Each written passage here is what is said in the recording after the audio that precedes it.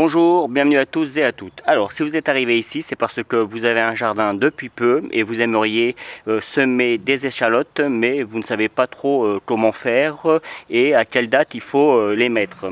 Alors, il faut savoir que suivant les régions où l'on est, on peut mettre les échalotes en terre plus ou moins tôt.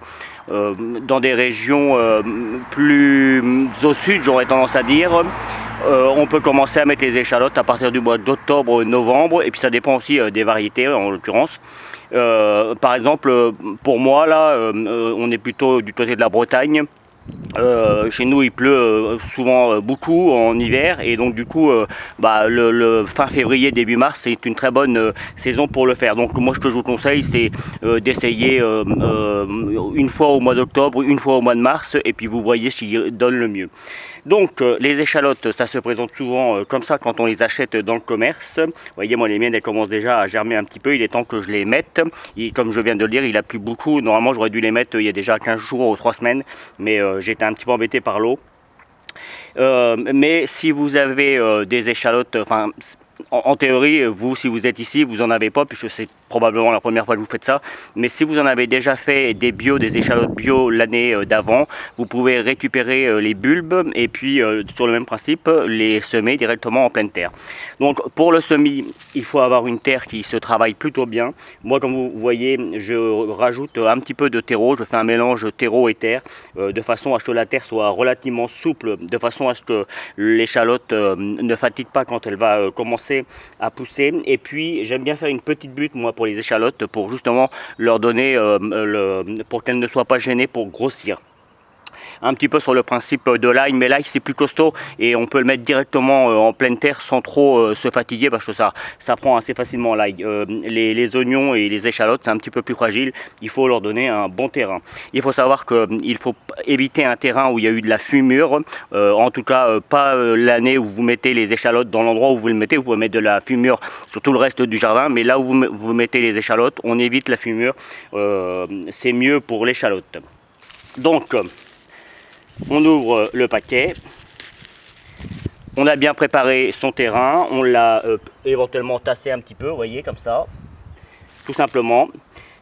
Quand on a des échalotes, ça se présente comme ça, donc vous voyez, elles sont relativement grosses, hein, mais en fait, elles vont se multiplier dans la terre, elles vont grossir, sur le même principe que l'ail, hein, une gousse ou d'une échalote, eh bien, on en aura 4, 5, 6, 7, ça dépendra après de la grosseur de vos échalotes,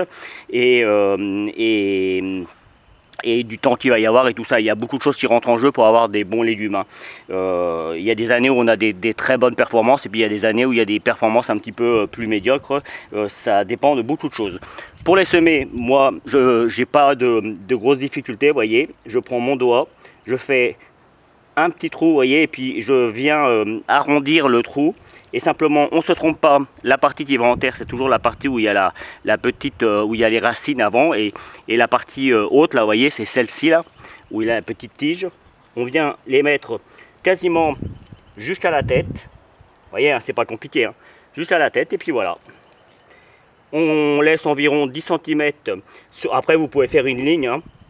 Moi, je suis tout seul, j'en ai pas besoin de beaucoup, mais si vous voulez en mettre beaucoup, bah, vous mettez un cordeau et puis comme ça, vous êtes sur la même ligne. Hop. Et si jamais vous mettez 2 rangées, c'est 10 cm entre chaque échalote et 30 cm sur la... Si vous voulez refaire une autre rangée, vous laissez à peu près 30 cm et vous faites une autre rangée. Donc il n'y a vraiment pas de difficulté. Allez, j'en fais un petit dernier pour vous montrer. Alors si vous avez un pic, hein, vous pouvez le faire avec le pic, ça marche aussi. Encore une fois, on peut le faire directement en pleine terre, hein. Si vous avez une terre qui est super souple, un petit peu sableuse, il n'y a aucun problème, vous pouvez le faire en pleine terre. Moi, je le fais ici avec un petit peu de terreau et tout ça, parce que ma terre, elle est un petit peu plus dure. Et vous voyez, ça va très vite, hein. On fait en sorte par contre qu'on appuie bien comme il faut pour que la racine soit bien au contact de la terre pour que on lui donne le signal de germer en fait. Allez, une petite dernière. Alors, après, Il faut savoir que pour l'arrosage du ciel suffit. Pas besoin d'aller chercher de l'eau ou quoi que ce soit. Les échalotes, en règle générale, ça pousse tout seul. Donc on laisse faire la nature et puis vous allez voir, je vais vous montrer quelques petits exemples. J'en ai à côté, j'en ai semé quelques-unes, mais il faisait encore un peu mauvais, mais j'ai voulu prendre un peu d'avance pour vous montrer ce que ça donne. Vous allez voir apparaître des petites tiges et ça va faire un peu comme une fleur et ça c'est très joli et vous allez laisser pousser et vous savez quand elles sont mûres parce qu'en fait les tiges, les fameuses tiges deviennent toutes sèches et c'est le moment de les ramasser. Mais je ferai probablement une vidéo sur le sujet, comme ça je mettrai les deux vidéos en même temps quand elles sont faites et vous aurez tous les éléments. Et puis moi ça me fera une vidéo de plus. Donc voilà, je crois que j'ai tout dit. Alors encore une fois, moi j'ai choisi une variété, mais il n'y a pas une variété, hein. Il y a je ne sais pas combien de variétés, donc ça s'achète en grande surface. Maintenant ils le font, mais moi je vous conseille d'aller plutôt dans les magasins de jardinerie, oui je crois qu'on dit comme ça, de jardinerie. Je trouve que les plants sont souvent de meilleure qualité, mais ça c'est un avis personnel, donc voilà. Après on peut les acheter aussi sur internet, mais bon là encore on les voit pas forcément, donc les graines on peut sur internet, il y a des très bons sites. Par contre pour les échalotes comme ça ou pour les pommes de terre, c'est mieux de les acheter directement, de les voir visuellement avant de les acheter. Et puis ça coûte, je sais pas, un petit paquet comme ça, je crois que c'est 4 ou 5 euros, c'est franchement pas cher, hein. Quand on sait le rendement que ça a, et puis la facilité dont c'est franchement rentable de les faire à la maison. Et ça se conserve relativement bien si vous avez une bonne cave. Ça se conserve relativement quasiment tout l'hiver. Et puis éventuellement, si vous n'arrivez pas à les conserver, vous les épluchez, vous les émincez, vous les mettez au congélateur et ça se garde très bien. Donc vous voyez, il y a plein de solutions pour pouvoir les garder longtemps.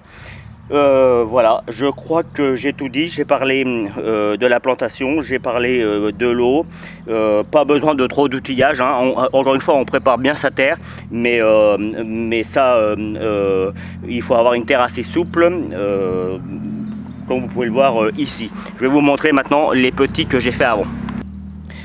Voilà, comme vous pouvez le voir, ceux que j'ai semés, alors ça fait environ facilement 3 semaines hein, que je les ai semés, et comme vous pouvez le voir, d'une part ils tiennent parfaitement bien en terre, hein, là, les racines sont prises et donc du coup elles tiennent parfaitement, et puis vous voyez il y a les fameuses petites tiges que je vous disais qui vont apparaître et elles vont devenir relativement grandes, hein. Ça peut aller jusqu'à 20-25 cm hein, sans aucun problème, voire plus haute, et quand elles sont toutes fines vous pouvez les manger, ça fait un peu comme de la ciboulette.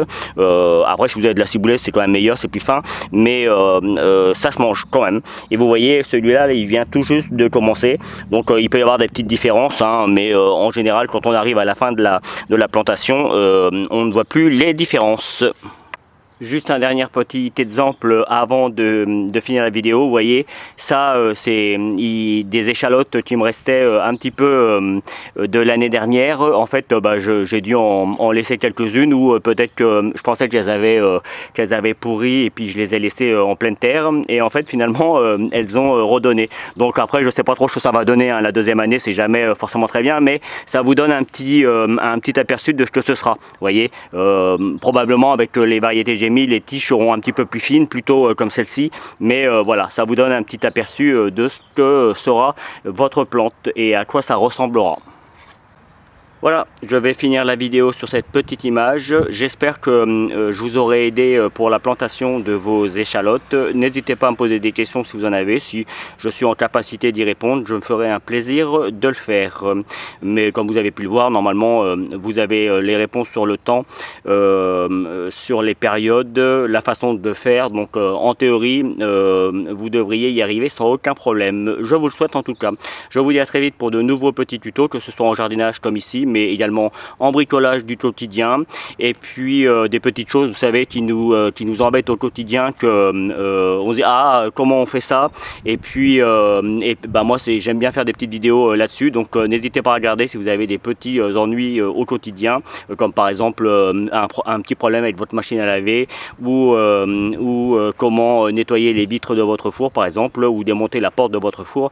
Il est possible que j'ai la solution. Voilà, et puis il y a plein d'autre chose, hein. Vous avez le choix.